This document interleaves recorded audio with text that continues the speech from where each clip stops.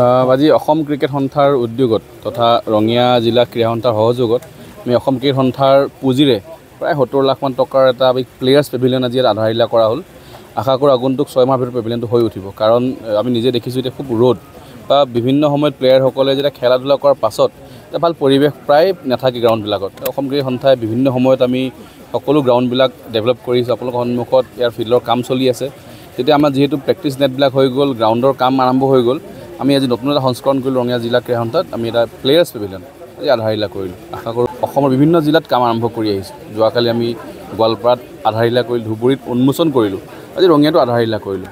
আশা কৰোঁ যাতে এই ধৰণৰ প্ৰত্যেক জিলাত কাম কৰিলে আগন্তুক সময়ত আমি আৰু ইয়াৰ পৰা উলিয়াব পাৰিম বা আৰু ভাল ভাল খেলুৱৈ প্ৰত্যেক জিলাৰ পৰা ওলাব। সেইকাৰণে আমি অসম ক্ৰিকেট সন্থাই প্ৰত্যেক জিলাত ফাইনেন্সিয়েল এছিষ্টেঞ্চ আমি দি আছোঁ আৰু আমি নিজে ইনফ্ৰাষ্ট্ৰাকচাৰ ডেভেলপ কৰিছোঁ। কাৰণ ক্ৰিকেটৰ খেল হিচাপে বিভিন্ন আমিও পুঁজি পাওঁ BCCIৰ পৰা, এই পুঁজি সদব্যৱহাৰ কৰিবৰ কাৰণে আমি জিলাই জিলাই কামবিলাক কৰি আছোঁ।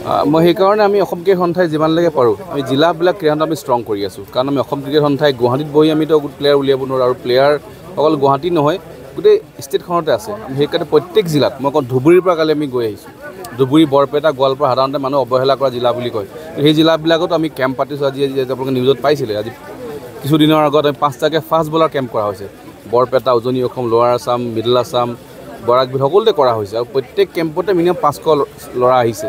আৰু গুৱাহাটীত 1200 ল'ৰাই ফাষ্ট বলিঙৰ ট্ৰায়েল দিব আহিছে। মই ভাবোঁ ক্ৰিকেটৰ সম্ভাৱনা বা বিভিন্ন ক্ৰীড়াৰ সম্ভাৱনা আছে অসমত, কিন্তু আমি গ্ৰাউণ্ডৰ বা জিলা বা ৰুৰেল জেগাবিলাক আমি ইনফ্ৰাষ্ট্ৰাকচাৰ বনাই আছোঁ, যাতে আমি ক্ৰিকেট যদি পিটছে নাথাকে সি ক'ত প্ৰেক্টিছ কৰিব, টেনিছ বলটো নহয়।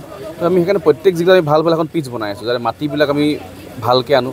লোকেল যদি মাটি বেয়া আমি বেলেগৰ মাটি আনো, যেনে অসম ক্ৰিকেট সন্থা আমি বালাংগীৰৰ মাটি আনিছোঁ। তেনেকৈ অসমৰ বাকী গ্ৰাউণ্ডবিলাক আমি গুৱাহাটীৰ য'ত বেষ্ট মাটি পোৱা যায়, তেনেকৈ আমি ধুনীয়াকৈ ব্যৱস্থা এটা কৰি আমি পৰিৱেশ সৃষ্টি কৰিছোঁ। আশা কৰোঁ যাতে ক্ৰিকেট সন্থাৰ এই উদ্যোগৰ পাছত এটা সময় আহিব য'ত প্ৰত্যেক জিলাই জিলাই ভাল ক্ৰিকেটাৰ উলিয়াই আনিব। ধন্যবাদ। ক্ৰিকেট সন্থাৰ কাৰণে তথা ৰঙিয়া জিলা ক্ৰীড়া সন্থাৰ কাৰণে এটা বিশেষ উল্লেখনীয় দিন, আদৰণীয় দিন আৰু এটা ঐতিহাসিক দিন।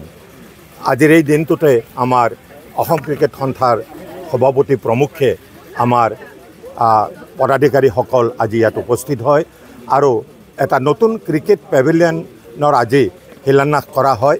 আৰু ইয়াৰ আগেও অসম ক্ৰিকেট সন্থাই যথেষ্ট ইয়াত সংযোজন কৰিছে, আৰু এইখন এখন গুৱাহাটীৰ বাহিৰৰ এখন ক্ৰিকেট খেলপথাৰ হিচাপে, উন্নতমানৰ ক্ৰিকেট খেলপথাৰ হিচাপে গঢ়ি তুলিবৰ কাৰণে, নিৰ্মাণ কৰিবৰ কাৰণে ইতিমধ্যে যথেষ্ট যোগদান কৰিছে।